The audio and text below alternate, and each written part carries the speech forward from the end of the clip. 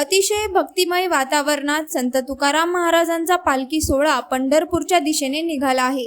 या पालखी सोहळा मार्गातील कठीण समजला जाणारा रोटी घाट आज 5 जुलैला संत तुकाराम महाराजांच्या पालखीने हरिनामाच्या जयघोषासह टाळ मृदुंगाच्या गगनभेदी निनादात सहज पार केला।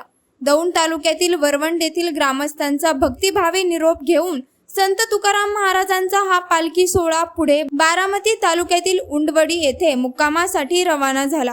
संत ज्ञानेश्वर महाराजांच्या पालखीसाठी जसा दिवे घाट कठीण टप्पा असतो, त्याचप्रमाणे रोटी घाट हा संत तुकाराम महाराजांच्या पालखीसाठी कठीण टप्पा असतो। हाच कठीण टप्पा वारकऱ्यांनी हसत खेळत आणि फुगड्या घालत सहज पार केला।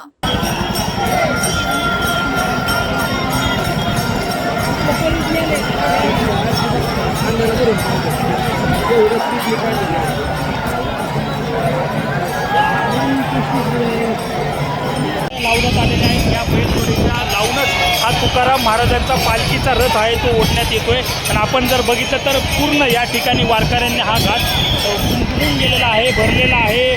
तुकारामाचा जयघोष